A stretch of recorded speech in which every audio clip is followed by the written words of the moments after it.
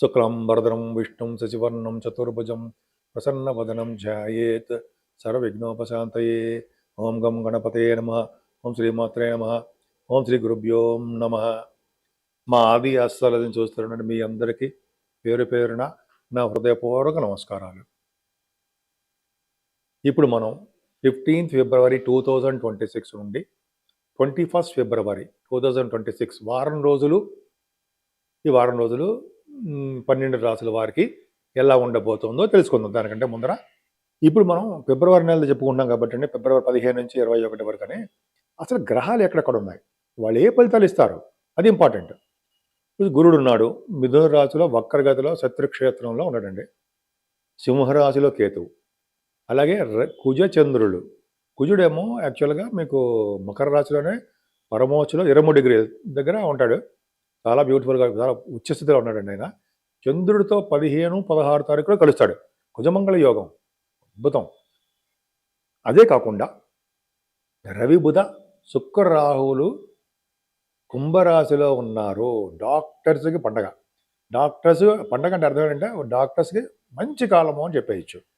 అలాగే శనీశ్వరుడు ఆయన జలతత్వ రాశిలో మీనరాశిలో ఉన్నాడు. అందుకని చూడండి, జల ప్రళయాలు అంటే నీటి వల్ల ప్రమాదాలు, అగ్ని వల్ల ప్రమాదాలు, కుజుడు కూడా కలవబోతున్నాడు. ఈ ప్రమాదాలన్నీ జరగడానికి అవకాశం ఇప్పుడు అంటే ఈ సంవత్సరంలోనే కుజశల కాంబినేషన్ వస్తుంది. అప్పుడు కొద్దిగా చాలా ఎక్కువ దోషం ఉంటుందండి. అప్పుడు కూడా ఒకసారి చెప్పుకుందాం, నేను చెప్తాను.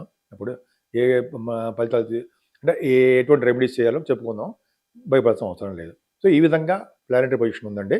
సింహరాశి వారికి చిన్నపాటి దోషాలు ఉన్నప్పటికీ వాళ్ళు లైఫ్లో సక్సెస్ అవుతారు గురుబలం వలన. చూడండి, ఫైనాన్షియల్గా కానీ, కుటుంబ పరంగా కానీ, మీ పరంగా కానీ చాలా ప్రాబ్లమ్స్ ఫేస్ చేస్తున్నారు. అంటే అందరికీ ఉండవండి.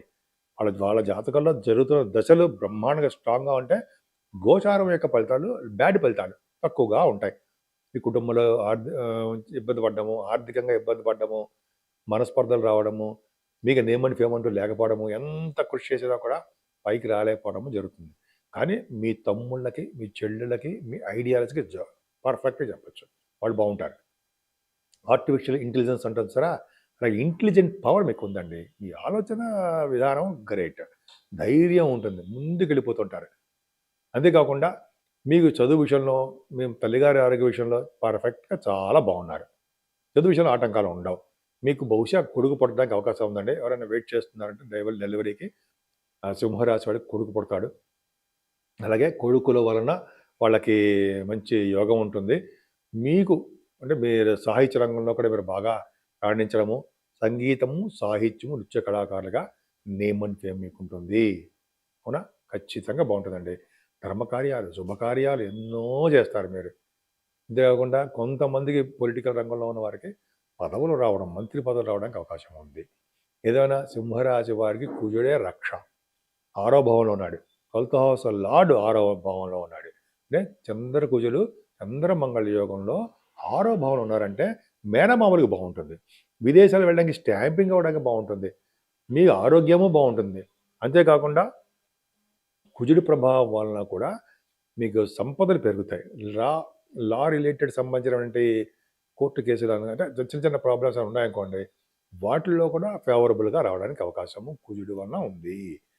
అంతేకాకుండా మీరు రియల్ ఎస్టేట్ రంగంలో కూడా మీరు విజయం సాధించడానికి అవకాశాలు ఎక్కువ ఉన్నాయి. రవి బుధ శుక్ర రాహులు వివాహాది వేడుకలు బ్రహ్మాండంగా చేస్తారు. శుక్రుడు కూడా బాగున్నాడు కదా, 10th హౌస్ లార్డ్. ఇక్కడ ఎలా చెప్పాలంటే మీకు 10th హౌస్ లార్డ్ అండ్ లాభాధిపతి రవి బుధులు కలిసి 7వ స్థానంలో ఉన్నారంటే పర్ఫెక్ట్గా మీ వ్యాపార అభివృద్ధి బ్యూటిఫుల్గా సాగుతుంది. సినిమా రంగ వ్యాపారాలు బాగుంటాయి.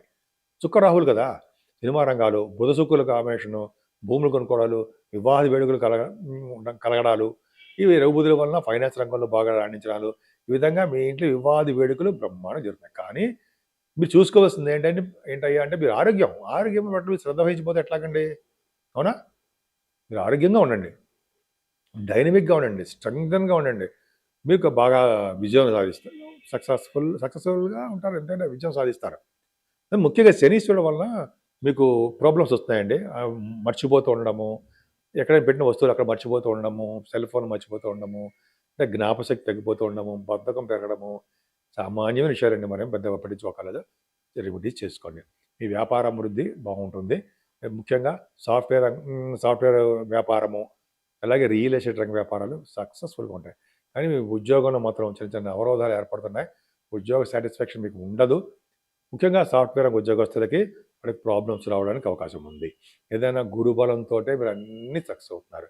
గురుబలంతో మీకు మీ అన్ని విధాలుగా రాణించడము, ఫైనాన్షియల్ స్టేటస్ పెరగడము, ఫ్లో ఆఫ్ మనీ పెరగడము, అదృష్ట సంపదలు మీకు రావడము జరుగుతుంది.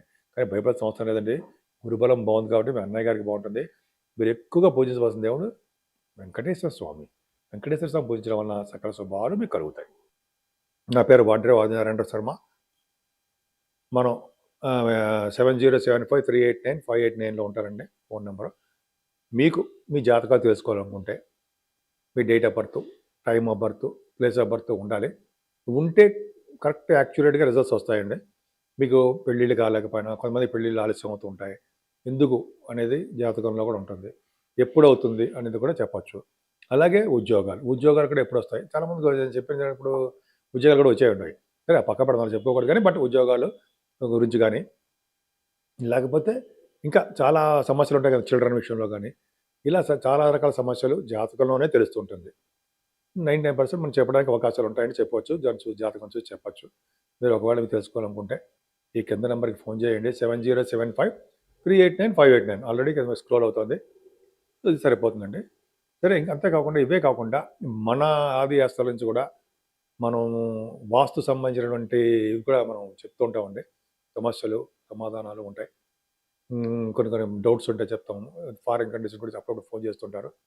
అది పక్కా పెడదాం. ఇంకా ఏంటంటే మీ గృహప్రవేశ ముహూర్తాలు కానీ, పెళ్ళిళ్ళ ముహూర్తాలు కానీ మన ఆది ఆస్థాల నుంచే మనం ఉంటాం.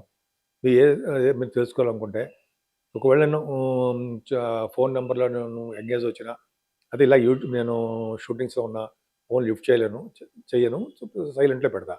కాబట్టి మీరు నాకు వాట్సాప్లో మెసేజ్లు పెట్టండి. తర్వాత నేనే మీకు ఫోన్ షూటింగ్స్ అని అయిపోయిన తర్వాత నేను మీకు రెస్పాండ్ అవుతాను. మీతో మాట్లాడతా కూడా.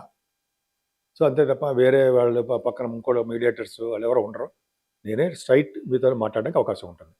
సరే అది పక్క పెడతామండి.